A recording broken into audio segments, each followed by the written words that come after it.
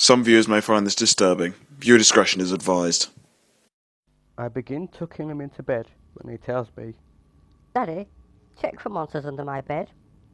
I look underneath for his amusement and see him, another him, under the bed, staring back at me, quivering and whispering. Daddy, there's somebody on my bed. I can't move, breathe, speak or hear, and it's so dark all the time. If I knew it would be this lonely, I would have been cremated instead. It sat on my shelf with thoughtless, porcelain eyes and the prettiest pink doll dress I could find. Why did she have to be born still?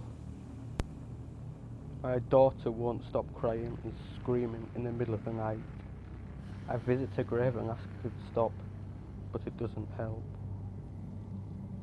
My wife woke me up last night to tell me there was an intruder in our house. She was murdered by an intruder 2 years ago.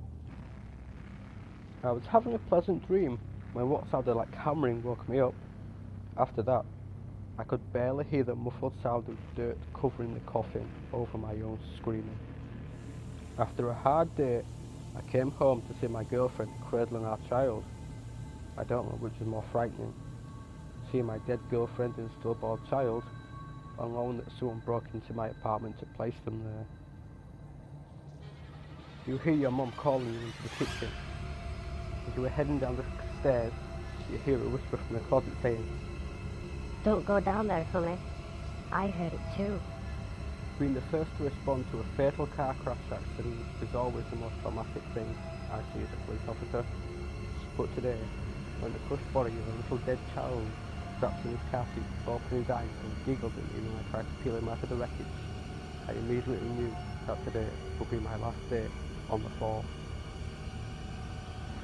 The last thing I saw was my alarm clock flashing 12:07 before she pushed her long, rotting nail through my chest, her other hand muffling my scream. I sat bolt upright, believed it was only a dream, but as I saw my alarm clock be 12:06, I heard my closet door creak open. Being buried alive was bad enough. Realising I wasn't alone in my own grave was worse. On my way home from work, a homeless man showed me a newspaper article with tomorrow's date. It said, I was murdered by a homeless man whilst walking home. Alone one night, I couldn't find my phone. It finally rang, and the voice on the line simply said, You're welcome. My son kept giving his food to his imaginary friend. When I asked him about it, he said, That's the only way he will leave you alone. I forbid him from giving him food anymore. I soon regretted it when I woke up, feeling a hand on my throat. I whispered to my son, Jonathan, you needn't be afraid. There are no such things as ghosts. But Daddy, He replied, you're dead. my sister says our mother killed her. My mother says I don't have a sister. I walked into the bathroom one night and looked at myself in the mirror. Only one of us walked out. The grinning face stared at me from the darkness beyond my bedroom window. I live on the 14th floor, I can't sleep. she whispered, crawling into bed with me. I woke up cold, clutching the dress she was buried in. He looked at me through the window, hair blown sideways, face twisted into a grim smile. I pounded the button to call the flight attendant.